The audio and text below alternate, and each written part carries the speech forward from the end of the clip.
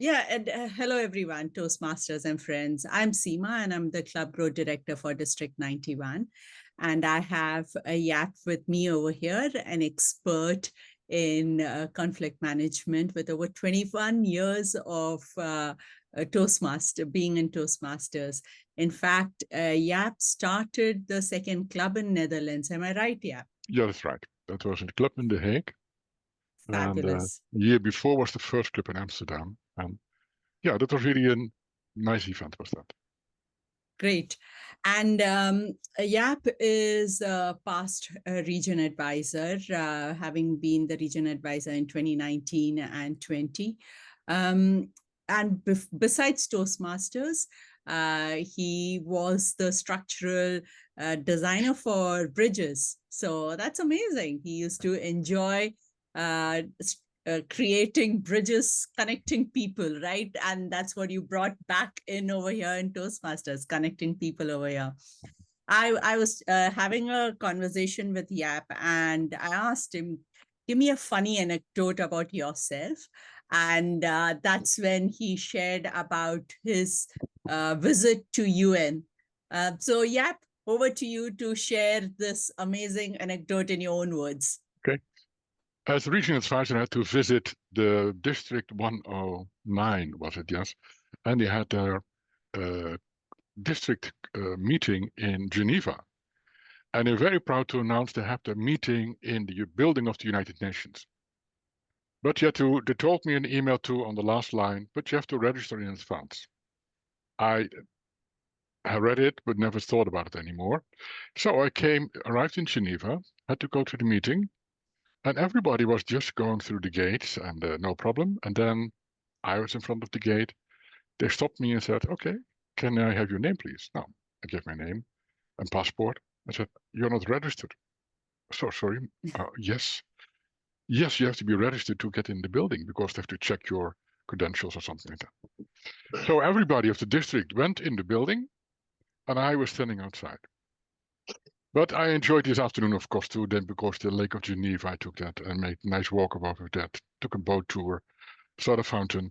But it was a little bit embarrassing for me to be invited for a meeting with the district officers team and to be standing outside.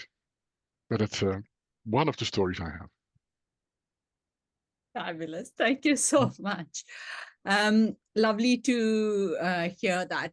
And today we are talking about conflict resolution and also on conflict management. Yeah. So before we get into that, just a overview. I think all of us as individuals join organizations with a lot of optimism and positive intent, right? And it's just that as we progress in our journey, new ideas come in, a lot of courage comes in our interactions. And when new ideas come up, there's always a difference of opinion that crops up between individuals simply because of our own mental makeup and our beliefs and values.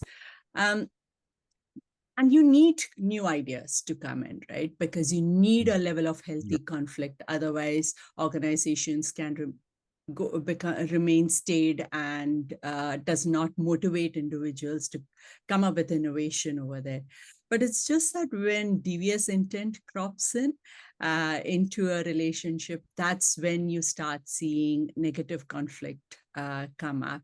And we are here to discuss about Yeah. what are some of the reasons, how do you manage this conflict as a leader, and how do you retain it at a positive and a healthy level. So that's what we're going to have conversation. There is an interactive element we will be asking for your thoughts and your opinions. Please do interact on that, and then towards the end we've kept some time to answer any questions or thoughts you may have. Yeah. And before I hand over to Yap, just one question. Why do you think you're an expert about conflict management? That can have two reasons. I have a lot of conflicts by myself. That's a possibility. And solved it or didn't solve it. But another reason too, Toastmasters International is now bombarded with all kind of official complaints. And I'm asked several times to help to solve the conflict.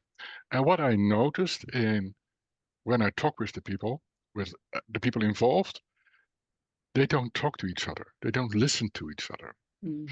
And what happens if they don't listen to each other? They escalate it to an official complaint. And then if it's an official complaint, it's written down. And to try to solve it at that moment, if it's written down, it's more difficult. And I thought by myself, isn't there another way to try to solve it? Everybody follows a training in conflict resolution. And I thought, can I create a program or focus more on what can we do to make a conflict something positive? That Mm. means we have to listen to each other. That means we have to try to understand each other and try to work together. And what you just said, Seema, conflict can be healthy too. Yeah. But if you don't agree with a person, doesn't mean that you must have go into a fight. Try to understand each other. And that's why I created this presentation. Superb. Thank you so much. And I was reading about conflict and the impact that it has on UK PLC. They say that we lose almost 29 billion pounds every year because of warring Yeah, individuals yep, in organizations, which is approximately £1,000 per working individual. And that's a huge amount to lose just because we are not able to communicate. And Toastmasters is all about communication, isn't yep, it? yep. That's why we thought, why not? Why not tackle this? I'll hand over to you, Yap, to go through the content you have. Yeah. And then probably in between, we'll have conversations too. So over to you. Okay. Okay. Thank you. Good conflict management. I will go back to what is really my purpose is what can you do to solve a conflict? Not what if you make a complaint official, what can the other do to solve my problem? And I try to avoid that.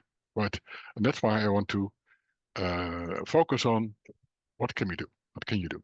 This is brief overview that's already told by Seema. Seema, thank you for inviting me for this lecture.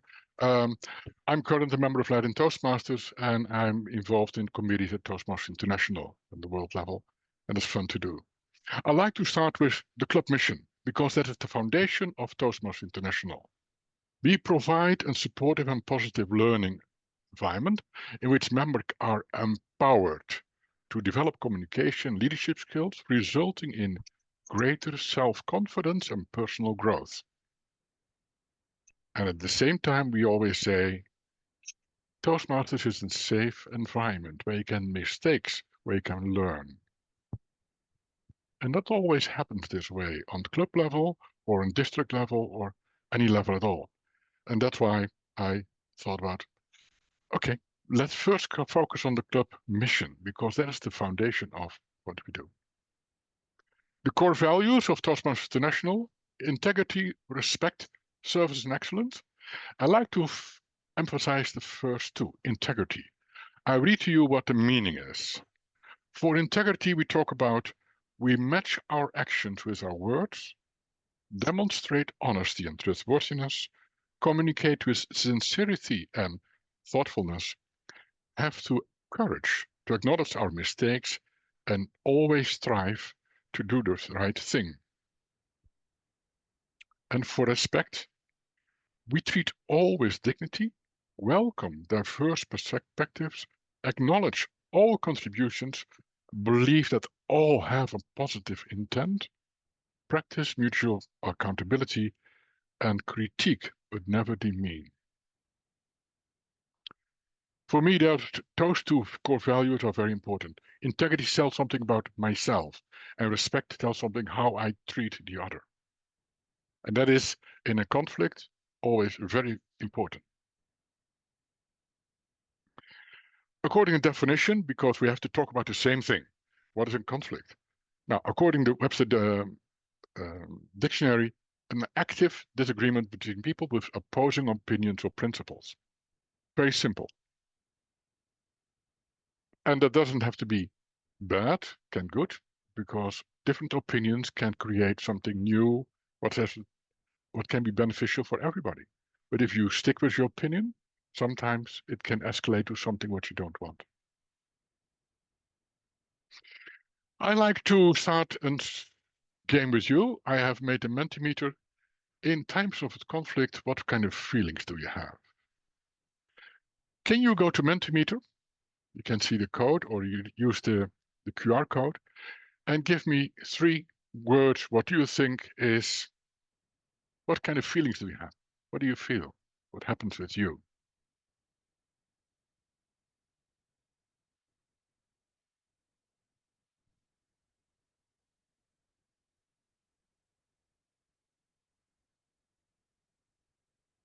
Distrust, hurt, anger. Okay.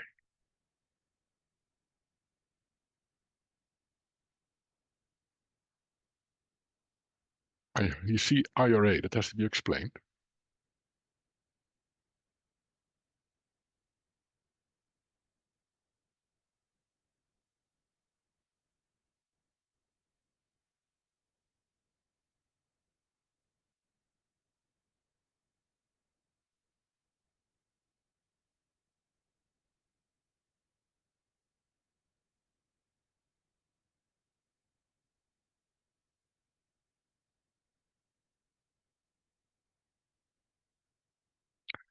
Anger is really coming bigger.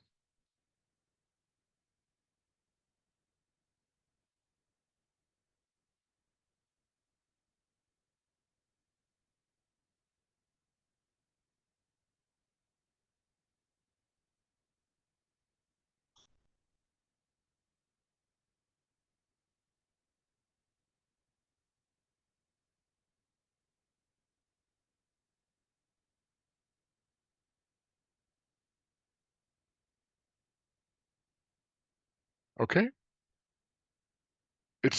I see anger. Perhaps I will stop the presentation for a moment. Let's see what people think about it.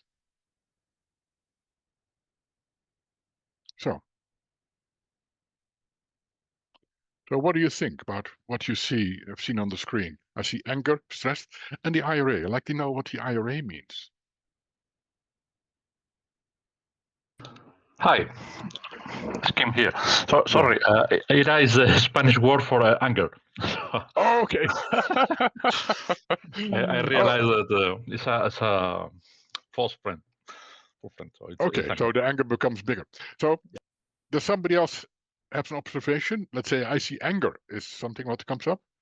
Preoccupied. What does it mean by preoccupied?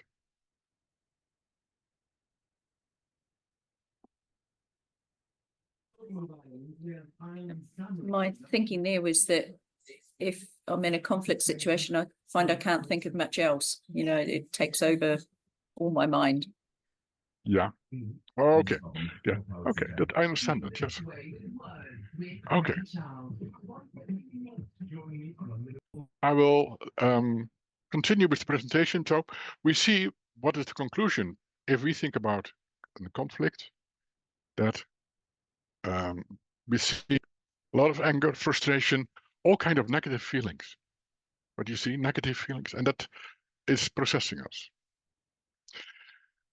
Seema mentioned it in the beginning. There's even a positive impact on conflict. If you think about new ideas and creativity, if you have a conflict, it can have a positive effect too. If you listen to each other in a conflict, you can say, perhaps we have better ideas coming out of it, and try to find the mutual understanding between each other instead of finding the difference, focus on the difference.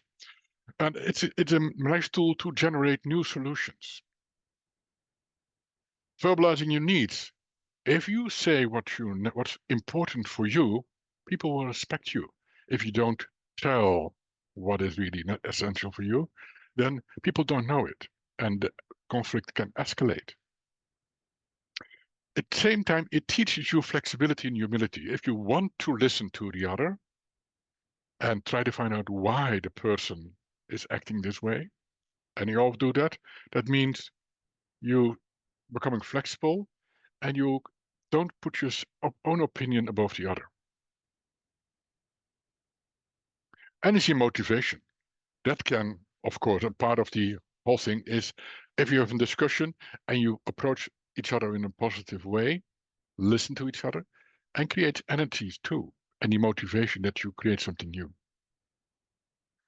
Emotional release and control. If you say what's essential for you, what's important for you, make it public. In the first place, it shows strength, and you do not hold your emotional feelings for you. And that can, because if you say that you're angry because for this, or you don't want this, it's honest to the people to be involved in. And if you open to each other, you can prevent escalation. And you're becoming, let's say, I have an example. In the 80s, the Europe had a peace movement, and I was one of the chairs of a committee to organize demonstrations for thousands of people. I did it in the area where I live. And as chair, I had about 20 people around the table for organizing it.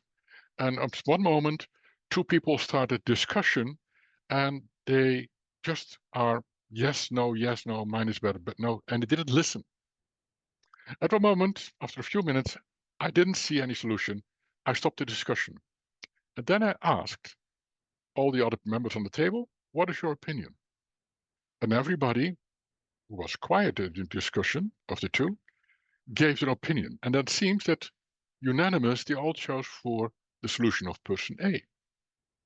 Okay, we chose for A. After the meeting, I went to both people and said, I'm sorry I had to interrupt your discussion, but what do you think what happened? And later on, the person who solution wasn't chosen told me, yeah, the other solution was better than mine. So in this discussion, they didn't listen to each other, only tried to force their own idea without listening.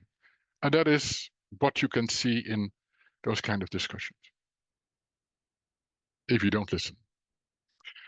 But if you maintain in a conflict, it can have benefits too, because it gives you, it costs in the first minute what you call, what I see in the Mentimeter too, it costs you energy, it costs you annoyance, preoccupation, your self-image can go down, the possibilities now are limited, self-confidence can go down, your health result, if you're always in a conflict, then your health is going down.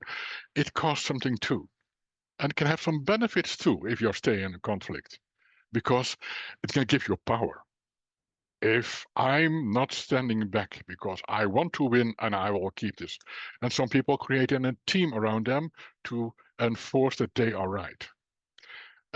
You create a distraction. You want to maintain the current situation because you want this power. And you don't take responsibility because the other party is the wrong party because they make the mistake. That can be a benefit for a person to keep in power.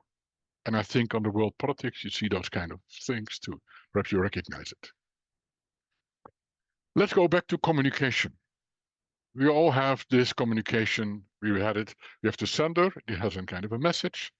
The perception is what the sender wants to do is, I think I said that. But the receiver, the sender has an intention what you want to say, but the receiver has a totally different perception of what is said. So sending and receiving is a very difficult item. And in every communication training, you have this kind of schedule. And I like to demonstrate the communication wall. I said, what is intended by the sender is not always what is said by the sender. What is said by the sender is not always heard by the receiver. What is heard is not always the same as what is understood. What is understood is not always what's agreed on. And if it's agreed on, it's not always it's done this way. This is really a way of how you can see communication, how miscommunication can start. And this is really we think we bring the message across, but you see all kind of levels that we can miss in this whole way of communication.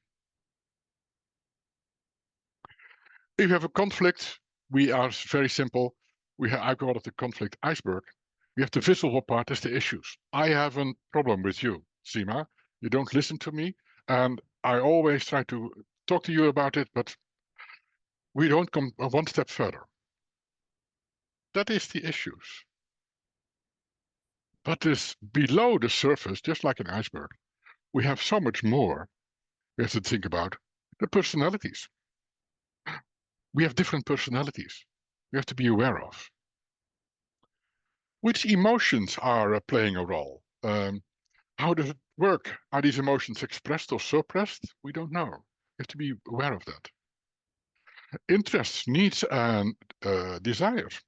Which desires and wishes must be met to get a good solution? Why is this important? Self-perception, self-esteem. Now, that is how people think and feel about themselves and about the conflict behavior. What do parties see as the strengths and the weaknesses? All kind of hidden expectations. What are the primary expectations of each other, of the vote party itself and for the other party? And perhaps there are unresolved issues from the past. Are the things from the past what keep those issues locked? So we think about the conflict, we have an issue. If we talk about the issues, we're done. But you have to realize there's so much more going on. And if you two persons involved in this, you have two icebergs below the surface, each with their own personality, each with their own self-esteem, each with their own needs and desires. And if a problem, a conflict arises, I think it starts with a normal discussion, difference in opinion. And if you have a rational discussion, we can always, and you don't find a solution for it, perhaps, okay, you can ask for mediation to find a solution for it. Then you're still in the win-win situation. But if it becomes emotional, there's irritation, people start compromising the integrity of the other. People don't trust each other anymore. That is more emotional and that is more difficult. And then you come in the situation of arbitration. Then you need somebody else from the outside to say, these are the rules and we have to follow this. But I call it a win-lose situation because the person who followed the rules is okay, but what you miss is if you have a disagreement about something, perhaps you can, if you talk about it, you can create something special out of it, something new. And the last one, belligerent, is a lose-lose situation. That means, doesn't matter you're right or not right, I want to win. And I want to do everything what it costs to get you. That means dehumanizing, nothing to lose. And I want to win at all costs. Violence if necessary. Now, and that is to do resolved with negotiation, I think. That's the only way. But negotiation is a lose-lose situation. If you negotiate, you have expectations, and you have always to give in on your expectations to find a solution. Okay, I have a conflict among club officers. You can use the same Menti. What kind of most common reasons for club officers do you see might experience a conflict? If you see conflicts in your club, can you have an example? We can do it online too, if you want, if open. What do you think, Sima? Yes, feel free to put in your messages too on the chat or let's do that. use Menti. Yeah, even Menti works. Then I switch Menti off. Let's do it in the chat. What kind of, have you experienced conflicts in your club?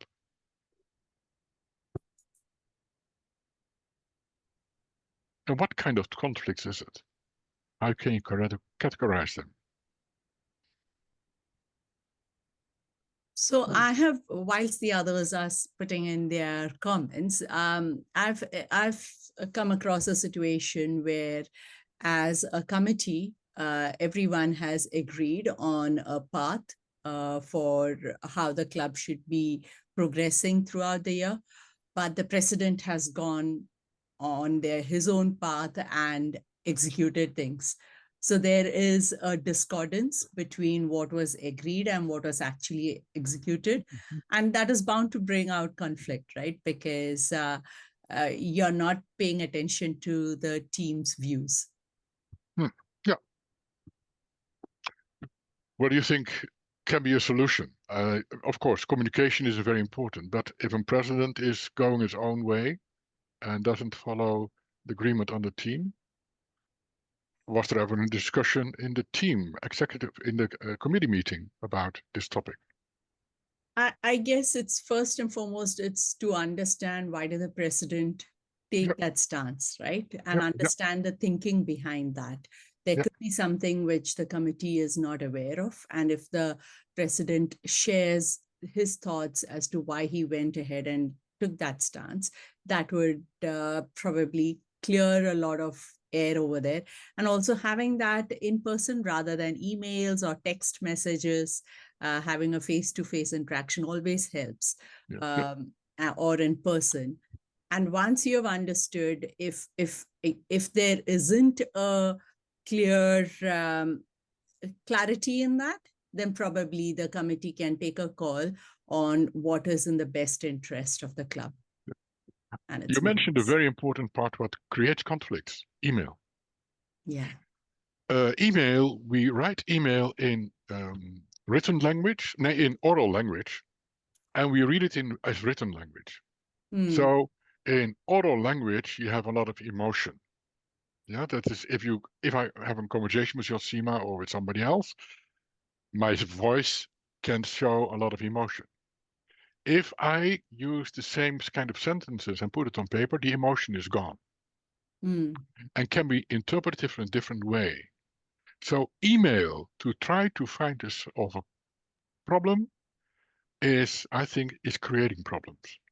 Yeah, agreed. Avoid any email or written correspondence. Always go into a one-to-one conversation.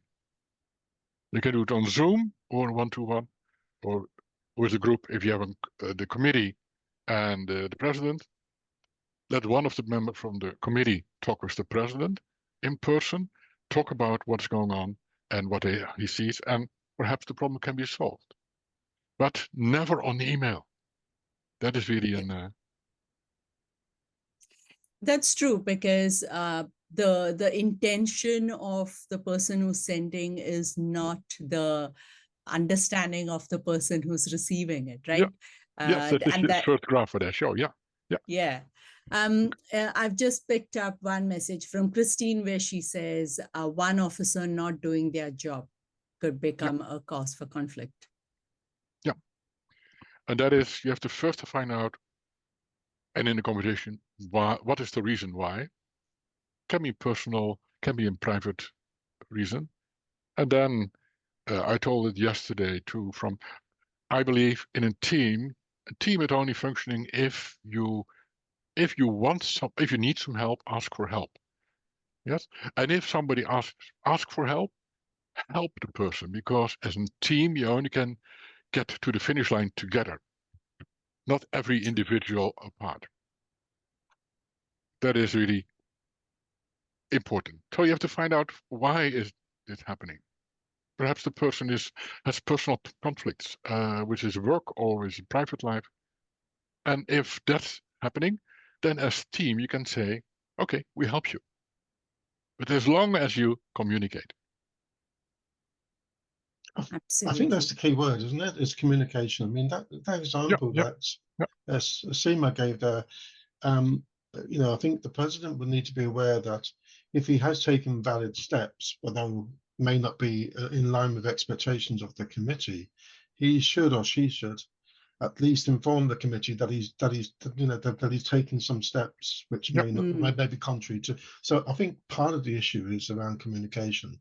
Keeping everybody in the loop. Saying, look, although we agreed we were going to do X, I actually have to do Y because. So just that that would have avoided any issues that might have arisen. But even then, even difficult decisions sometimes have to be made too.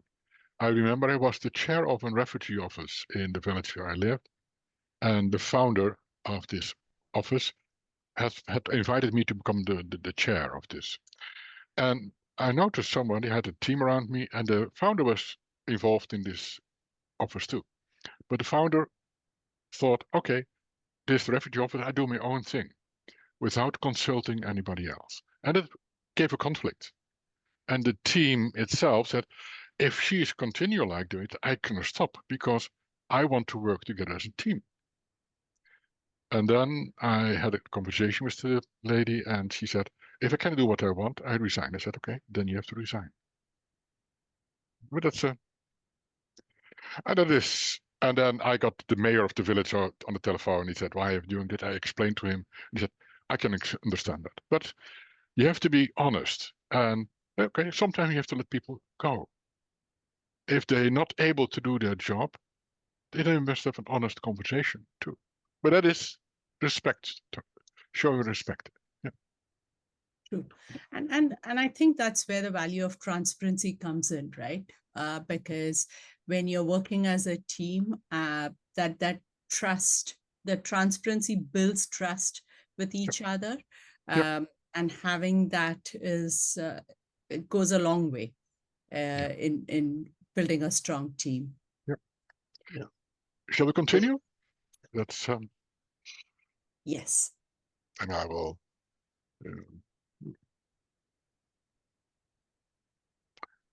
Good. I like to go to negotiation styles. If you want to communicate and sometimes you have to negotiate, they have different styles in negotiation. The first style we have is what I call the shark. The shark is a person is only using aggressive behavior. It's always a win-lose situation because he wants to win. It has some advantages to have being shark if you want to achieve your goals, and helpful if you want a quick decision. But if you want to work in a team, having a shark who wants to only work for himself, that's not good for the team. And may lead to even losing your friends because you only think about yourself. I want to win. Do you have a negotiation style? Okay, I just stay out of the whole conflict. I don't want to do anything with it.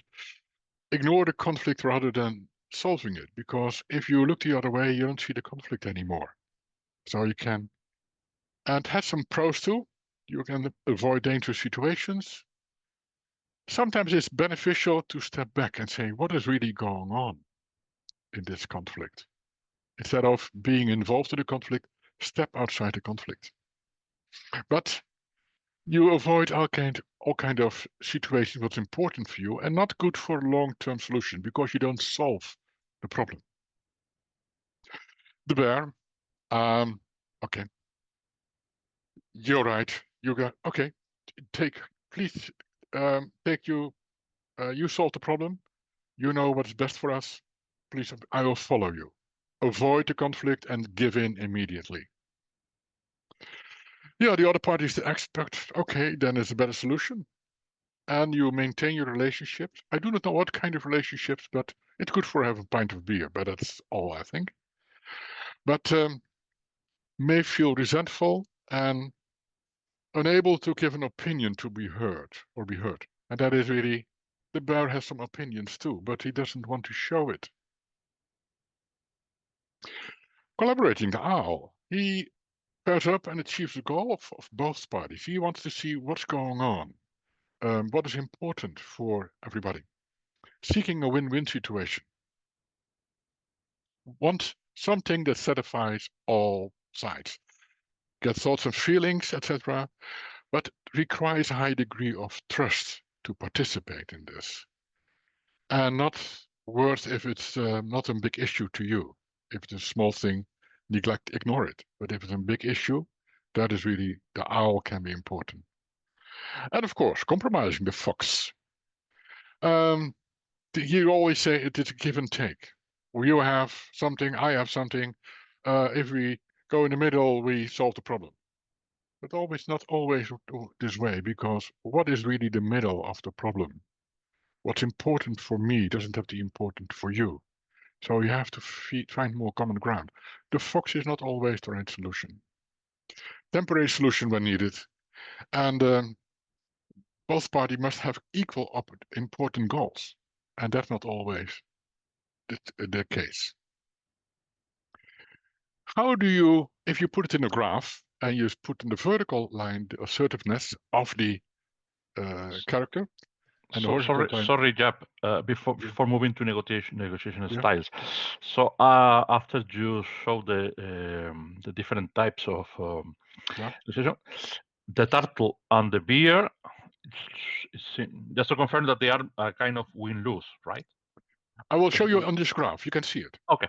Yeah. Okay, thank you. Because if you look to the graph here, the shark is on the very assertive, you see it, but not cooperative. Is not concerned about others. The owl is assertive and has shown concern for others too.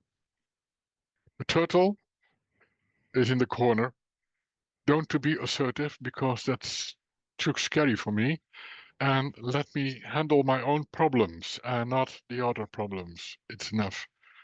And the bear is saying, I want to work with everybody, so that's all. And the fox is in the middle, they want to negotiate with everybody, and that is a little bit of styles. Did it answer your question, Kim? Yes, it is. Yes, okay. Now, what is now the best way to find a solution for an in-end conflict? Sometimes staying outside the conflict, not like they try to give an overview. What is really the conflict? And try to find out what is the interest of all people involved. What are interests? If you look to the Harvard way of communication too, then there's always what are the interests of all parties. Try to be honest. Trust each other. And then find a solution for the problem. And the solution is mostly a win-win situation because if you listen to each other, you know what is your interest, what is my interest, then perhaps you try to find a solution what fits us both, or perhaps it becomes more.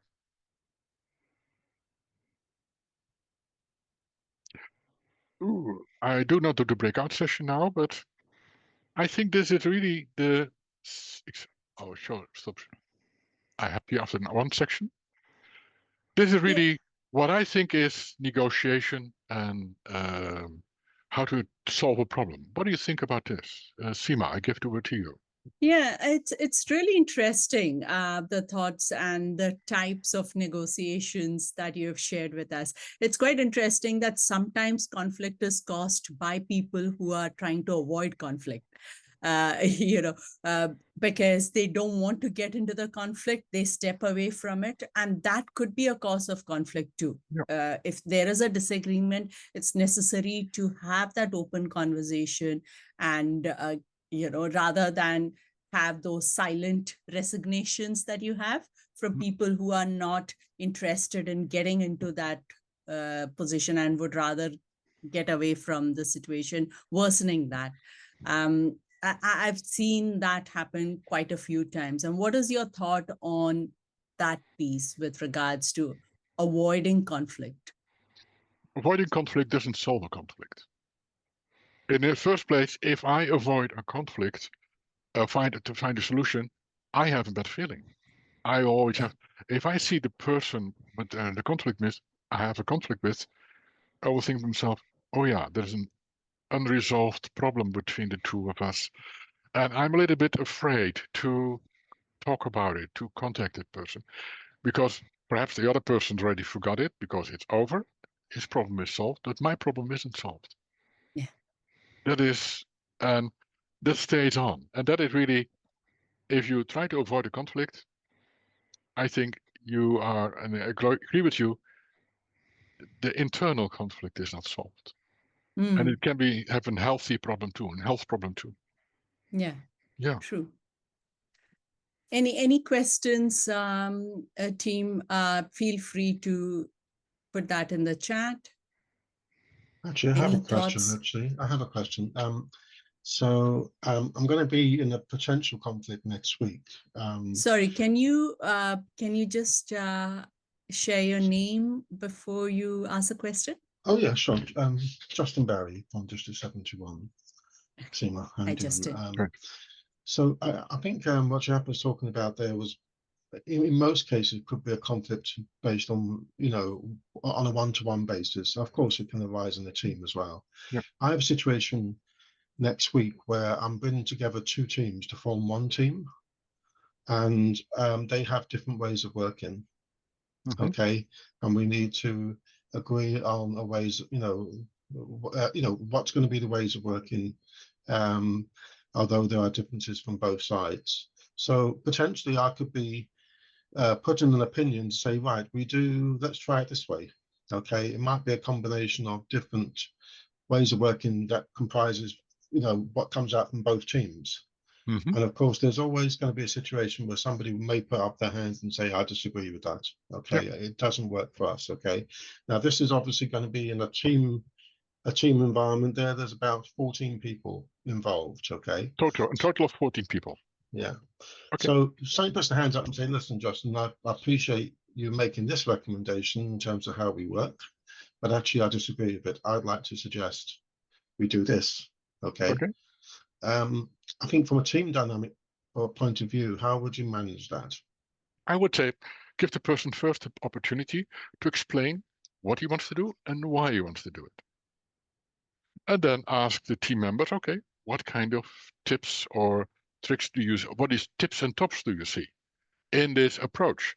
Is it useful for us or not? The person wants to be heard. And I think that is an open discussion. If you cut off the person in this, let's say, the way what he's saying, want to do, then he will always have a negative feeling. But if you want to make it an open discussion, ask people, okay, every idea is correct, is great to do, and let's have a discussion about it. What do you think about it, or what do you think about it? And is it a possible way way of working what we can adopt in a system, or make it an open discussion? If you try to make it a conflict, then it won't work. But if you want to, and perhaps the person will say, oh, you can ask them to how are we doing it, and what are the differences between the two systems. Perhaps both systems are okay. We don't know. But make it an open discussion so that all people can be involved in this whole process. Of course. And how do you make a decision? Decision. In the Netherlands, we are very flat organization. The manager of a department is trying to find a consensus in the team. And of course, I work always with, let's say, high qualified people. So they know what they talk about. And that is, I do not know what kind of team you have, Justin. Software engineering. Okay. Qualified people, very, very highly skilled, qualified people. Yep. I was going to suggest that if there isn't a consensus, that although it is, I don't think I can, but ideally, it'd be good to put it to a vote. In other words, right? Ultimately, people need to know where they stand. Okay, because there's no point going ahead with what we think is consensus, but actually some people, the majority may disagree. So sometimes I hear that it's always good to put it to a vote, but of course the downside to that is that it can obviously have a negative impact because people can reject the proposal or the suggestion. Reason important is to know what is the reason that you want to have one system. The goal must be known by the whole team. The reason why we want to have, let's say, one system or one principle or one process for this way of working must be valid and have an valid explanation. If we do it because we have to do it, that's not really a valid explanation. Do you know what I mean? Yes. Yeah. Okay. Just adding on that, what I've seen, Justin, is if you are clear that you want to have a single system because you're trying to consolidate things and it's part of change management, possibly one thing is having that open conversation, why you need, like Jaap mentioned, right? Mm-hmm. Sharing that with everyone. This is the reason why we are doing this. This is the objective for that. And if they have two different opinions, they should come up with a plan as to how is that going to achieve that particular goal. So the ownership is on each team to work out the next steps rather than just saying, no, we want this. And then you will have pros and cons for each of that, which then helps with the decision making. I have a very nice example from my professional life. I was asked by the CEO of a huge consulting engine office to solve a problem. The client wanted to kick us out of the project. Okay, I went to the client and we found some way to solve it. But the team I had to solve this, you just finished the university. Or 6, 7 people just finished the university. The technique was new. They have never worked in this kind of situation. And we had a client who was angry at us. So what did we do? We started working and we didn't have any processes at all.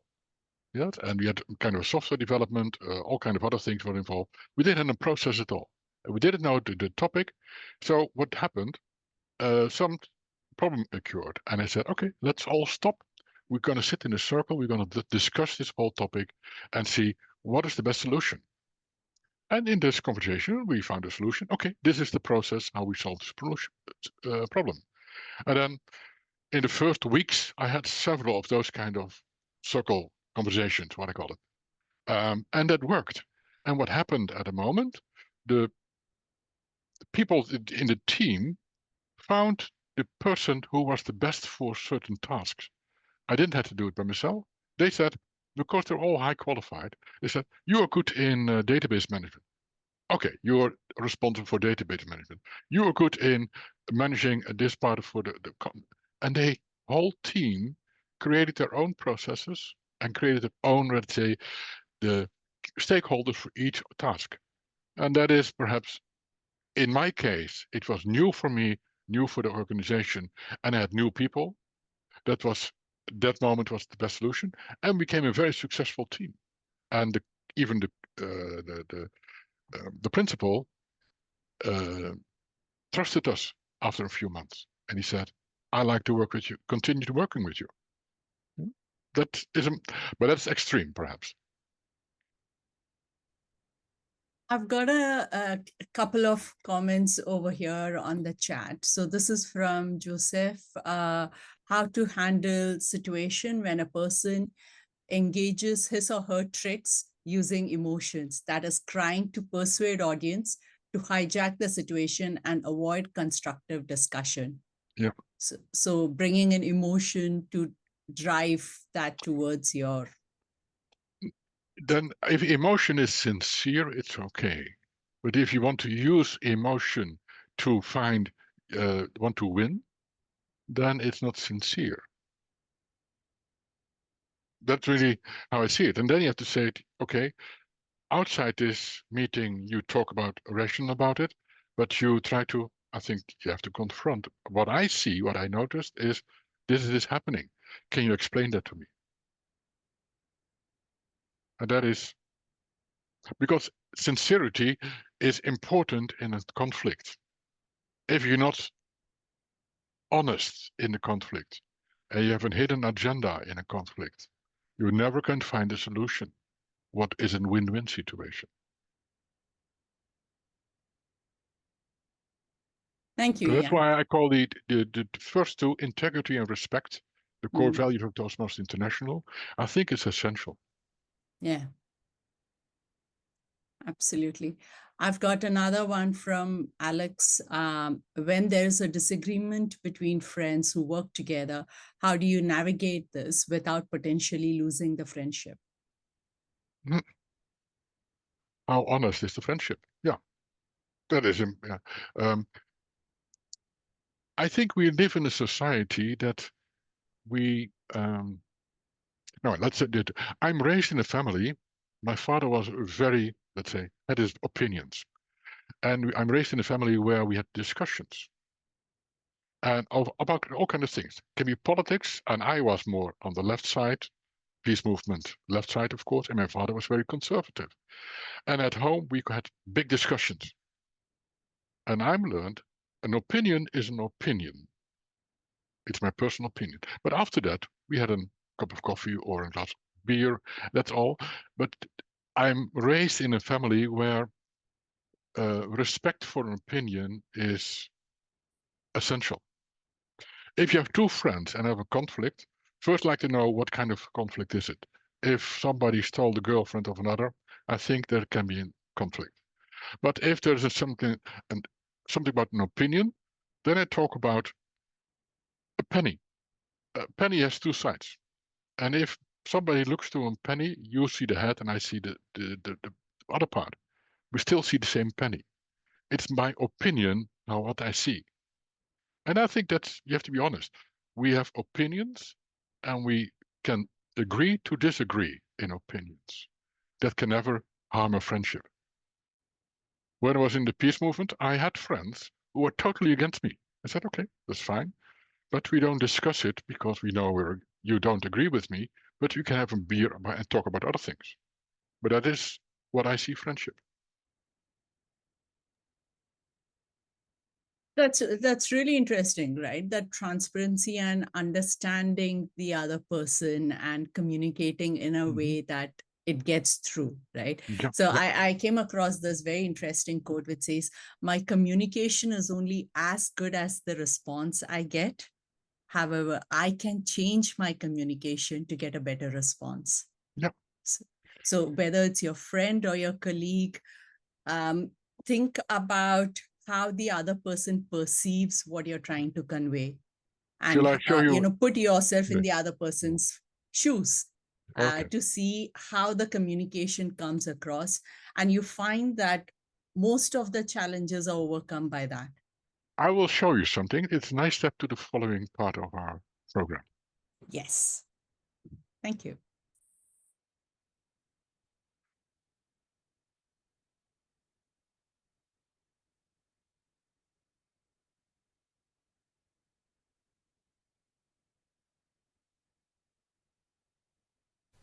Okay, so if you put a bunch of people together and ask them to achieve something, the chances are there will be a disagreement or two. Conflict is a natural part of working in teams, and it can occur for a number of reasons. For example, it could be a conflict caused by processes, overlapping roles, or differences in opinion. Sometimes conflicts can be caused by external influences, but of course the classic reason is interpersonal conflict. Now, when a conflict occurs, there are steps you can take to solve it constructively. The correct way would be to take a step back and ask yourself some challenging questions. Start by asking yourself, why is there a conflict in the first place? Simply by thinking about the cause of the conflict could be enough to give you the solution. It may help to write it down or discuss it with someone, but if that doesn't shed any light, then try seeing it from the other person's point of view. Best-selling author Stephen Covey uses the phrase, seek first to understand, then to be understood.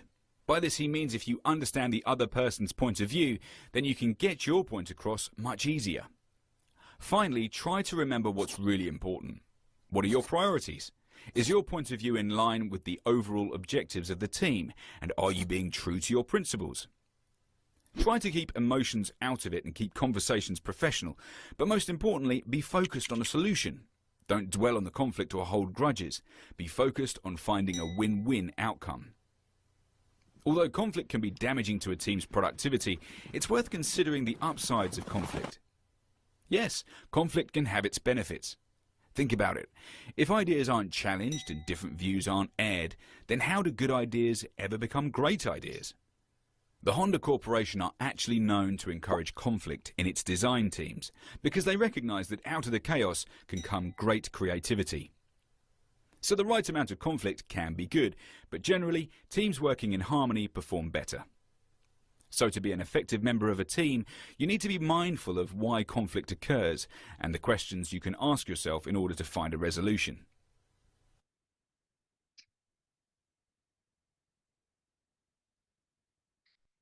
I think this shows a little bit what I told about negotiation style.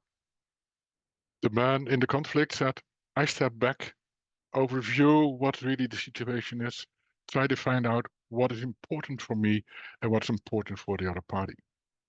And perhaps we find a solution, what is a win-win situation. Even with teams, it's really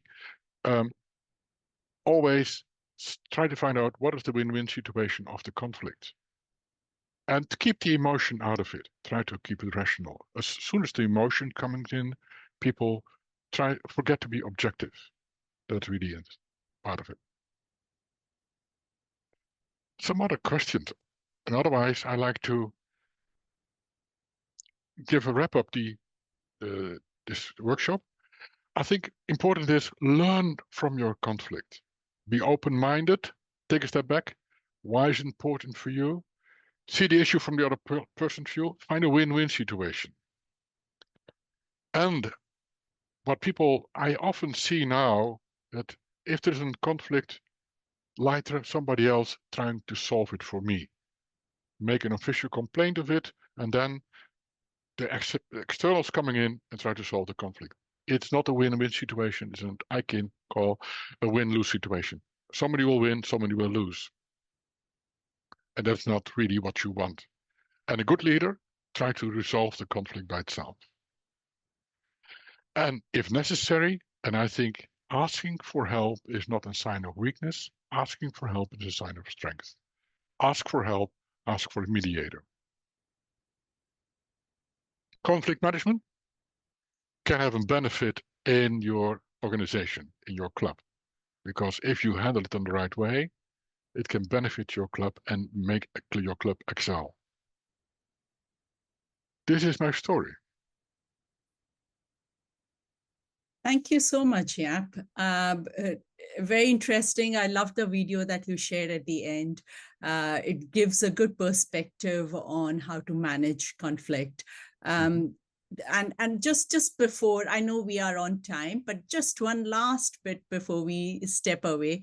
What is one key takeaway that you want everyone over here to go with when you think about conflict management? Ask for help when necessary.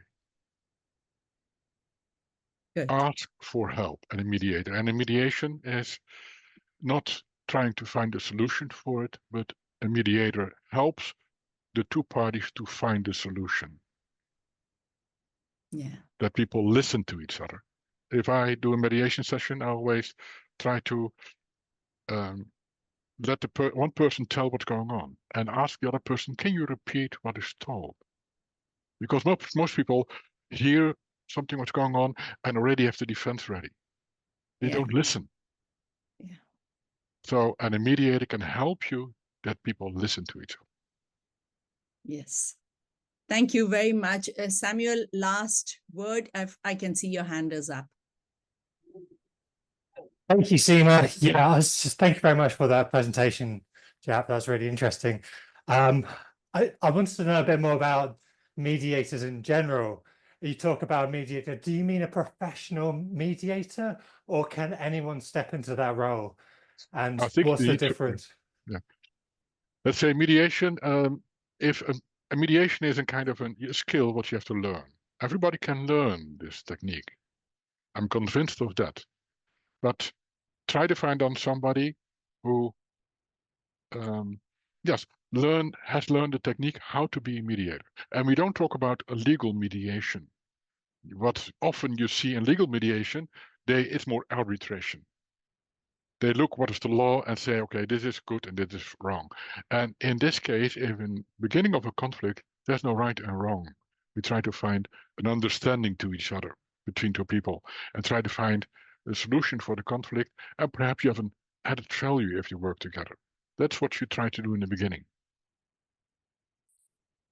Thank you very much. I'm conscious that we have overrun by 2 minutes. The video will be up on the D91 YouTube channel, so please feel free to share that with your teams. And any more questions you have, please send that across to us. We'll be more than happy to support you on that. Thank you once again for your time, Jaap. Really interesting conversation, and thanks to everyone for taking the time out to join us here. Thank you.